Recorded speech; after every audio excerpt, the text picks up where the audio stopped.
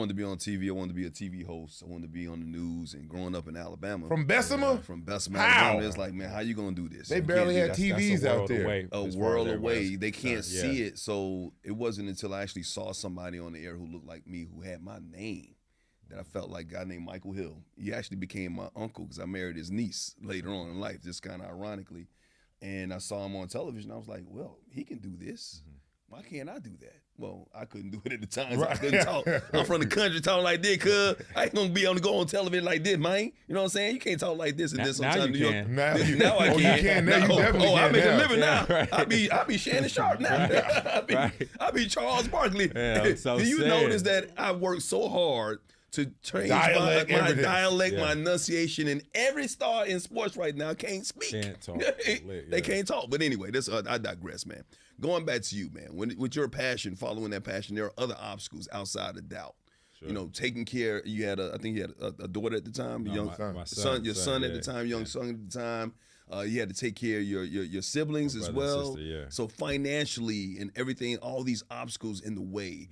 Was there ever a time where you was like, man, maybe I should try to pursue something else that's actually going to pay these bills and not my art, and put this on hold?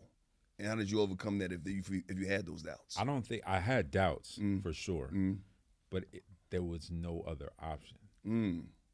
You know, that was the one thing. Like when my parents died, like all my parents died, parents being like my mother, my biological father, and then my stepfather, right? All within a 2-year window. Oof.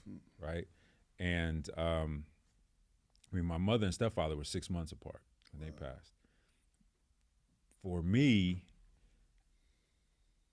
it's weird because when that happened, I was just having this conversation yesterday, as a matter of fact. I didn't grieve. I just kicked into, I have to get it done. That was it, which is not necessarily the best, most therapeutic thing to do, right?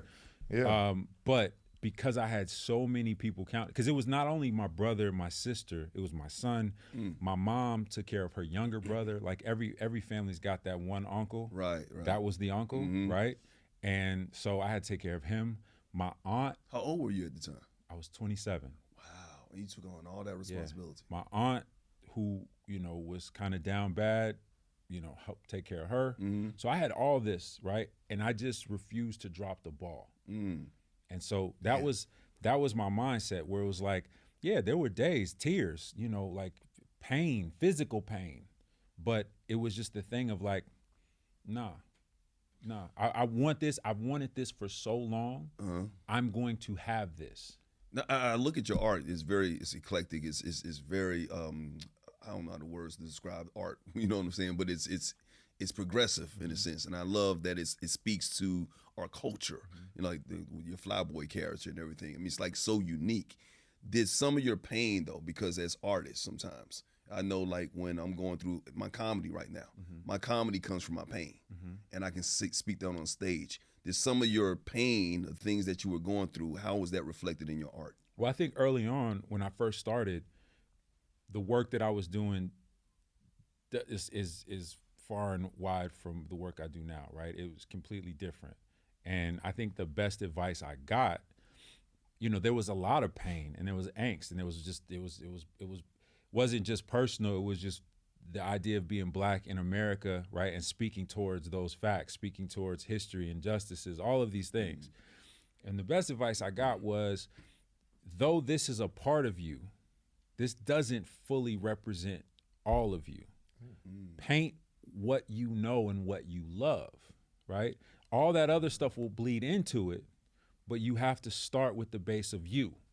And so, you know, looking at that, it was like the things that brought me joy, right, were, you know, were films, was science fiction, were these narratives, these stories, was comics and manga and anime and all these things that I grew up on that like I had to fight for, right, to fight to love, because where I grew up, that wasn't accepted socially, right? So that was a part of me that I always had to hide, right? It's like you're a dual person when you come from my neighborhood, right? You're the person you are, you can be in the confines of your own place, and then you're the person you are in the streets with your friends. None of my friends at the time were with any of that shit. It was seen as, you know, like, man, if you draw, if you are in it was gay, right? Yeah. It was gay. I mean, gay, Soft, Right. all of Yeah, that stuff. yeah, Yeah. because I want to better myself, and it's so bass backwards and it's mentality, crazy, but it's like that sense of like over masculinity, right? That you had to have, like Toxic. toxic masculinity. masculinity, Yeah. very very toxic in the hood. So that's what I was fighting. But sound to say, like, you know, with everything, I just kind of refused to. I looked at my friends at the time, right? None of them were really happy, and even if they were in the moment, right, it was momentarily, like it was just bliss or glee. But long term, I'm like, my dude, you work at Walgreens, and it's no knock to people who have to do that. Right. But some of these people didn't really have to do that, but it was a matter of like accepting just what was given in their circumstances, not trying to achieve more. None of my friends in my circle for that time aspired to be or to rise above their station. None of them. And you know that saying of like, you are your 3 or 5 best friends. You Right, are. you are. That You is definitely 100% the You fact. tell a lot about And so a person. I looked at that, and again, this is before I knew that phrase, before I realized that, and it was just that thought in my head of like, man, I'm not these guys. Right. I love these guys, but you know, I love them enough to understand that I gotta leave these guys evolve. to get what I need to do. You know, get what I need, what I want, and evolve. And so that's what was happening. And so I left.